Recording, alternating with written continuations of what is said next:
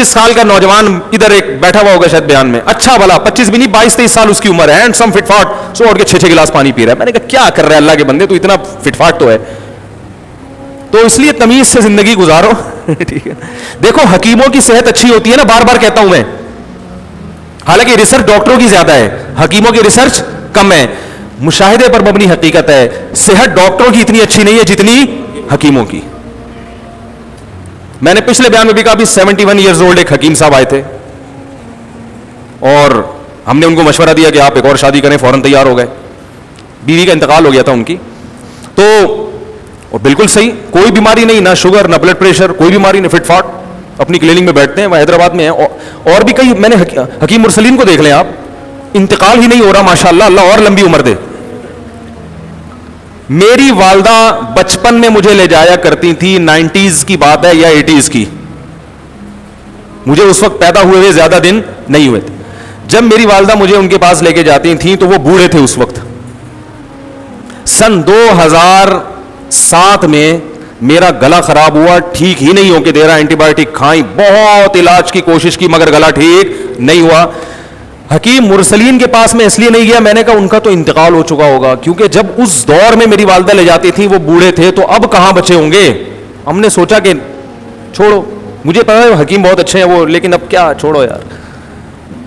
किसी ने बताया कि जिंदा है, मैं चला गया, अल्हम्दुलिल्लाह। वो मैं बैठा, उन्होंने नब्ज़ पकड़ी है और मुझे कारमीना लिख के दे दी ये जो आम हाजमे की दवा होती है, और एक दो ऐसी 25 रुपए की दवा दी होगी 2007 में, और मैं ठीक हो गया। 2 दिन दवा खाई है, गला सेट हो गया। तो खैर फिर क्या हुआ है, फिर मैं 2014 में मेरे पेट में कोई बीमारी हुई है, क्या मसला था मुझे अभी याद नहीं, कि मलेरिया था क्या था वल्लाहु आलम। तो मैंने कहा अब तो इंतकाल यकीनन, क्योंकि अब बिल्कुल भी चांस नहीं था ना कि यार वो जिंदा रहेंगे, क्योंकि जब मैं 2007 में गया तो उनके बेटे बूढ़े हो चुके थे जो उनके साथ बैठे हुए थे मतब में, उनकी दाढ़ियां सफेद हो गई थी। 2014 में मैं जब उनके पास गया तो भाई ये भी दीन से ताल्लुक है इन बातों का, हमारी सेहत का भी तो शरीयत ने कितना, नबी सल्लल्लाहु अलैहि वसल्लम ने तो नुस्खे बताए ना सेहत के। तो मैं अगर कोई बात जानता हूं शेयर कर लूं तो मेरा ख्याल है कोई बुरी चीज नहीं है, ये फायदा ही होगा इंशाल्लाह। तो मैं उनके पास 2014 में गया, मेरा ख्याल था इन्ना लिल्लाहि व इन्ना इलैहि राजिऊन हो चुका है, लेकिन गया तो जिंदा माशाल्लाह। फिर क्या हुआ है कि फिर मैं गया हूं 2000 पिछले साल गया, अभी चंद महीने पहले मैं जब उम्रे पे गया था तो वहां गला खराब हुआ, एंटीबायोटिक खाई है, पेट ऐसा खराब हुआ है कि सही होने का नाम ही नहीं ले रहा था। इतना इलाज कराया, इतना पैसा खर्च हुआ। इधर आके एक बहुत बड़े स्पेशलिस्ट हैं पेट के, बड़े मशहूर हैं डॉक्टर, हिंदू डॉक्टर है लेकिन बहुत मशहूर आदमी है, वो यहां बैठते हैं करीब में ही, उनके बारे में मशहूर है, जिस पेट के बहुत बड़े स्पेशलिस्ट। गया हूं, इतना सा भी फायदा नहीं हुआ, रत्ती बराबर भी। हकीम मुरसलीन के पास इसलिए जा रहा था, मैंने कहा था इनका इन्ना लिल्लाह, क्योंकि जब 2014 में ये, वो तो इत्तेफाक से गरीबी थी कि जिंदा दरियाफ्त हुए, किसी ने मुझे बताया कि जिंदा है, मैं चला गया, वाकई जिंदा थे।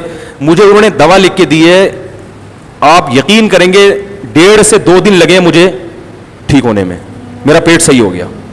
हालांकि मैं बड़े बड़े डॉक्टरों को दिखा चुका था, पहले आम जनरल फिजिशियन को दिखाया, जब कहीं ठीक नहीं हुआ तो फिर गया स्पेशलिस्ट के पास, फिर भी ठीक नहीं हुआ। वो हकीम साहब ने दवा भी पता नहीं क्या है, हल्के से चूरन चटनी, कोई ज्यादा कोई महंगी दवा भी नहीं थी। उन्होंने मुझे कहा 1 हफ्ता खानी है, मैंने 2 हफ्ते खाई और ठीक हो गया। उसके बाद में वो दवा खाना भी भूल गया, मुझे याद ही नहीं, क्योंकि आपने ठीक हो जाता तो भूल जाता है। तो फिर क्या हुआ है कि जब मैं चंद महीने पहले क्लिनिक से बाहर, उनकी मतब से बाहर निकल के आया, मैं कहीं जा रहा हूं, वापस घर आ रहा, तो एक साहब रास्ते में मिले। उन्होंने कहा यार कोई अच्छा हकीम बताओ। मैंने कहा हकीम मुरसली ने, कह रहे उनका तो इंतकाल हो गया, बहुत अरसा हुआ। मैंने कहा सब दुनिया में यही समझ रहे हैं, मैंने कहा सब यही समझ रहे हैं। मैंने कहा अभी हुआ नहीं है, जाओ। ये एक हकीम, लियारी में एक हकीम थे, लियारी में, भाई वो मैं मैट्रिक में होऊंगा शायद उस वक्त, तो बड़ी शोहरत थी उनकी। तो मुझे वो नज़ले की प्रॉब्लम थी, मैं जब उनके पास गया तो अक्सर मेरी वालदा भी वहीं जाया करती थी। तो मैंने देखा वो 90-95 साल उनकी उम्र, खड़े खड़े मरीजों का इलाज कर रहे हैं यार, नब्ज चेक कर रहे हैं। मैंने कहा यार इतनी देर आज जवान आदमी नहीं खड़ा हो सकता है, खड़े खड़े क्या कर रहे हैं। तो मेडिकल साइंस की रिसर्च यकीनन ज्यादा है, लेकिन नेचुरल लाइफ किसकी होती है, नेचर के करीब कौन होता है, हकीम।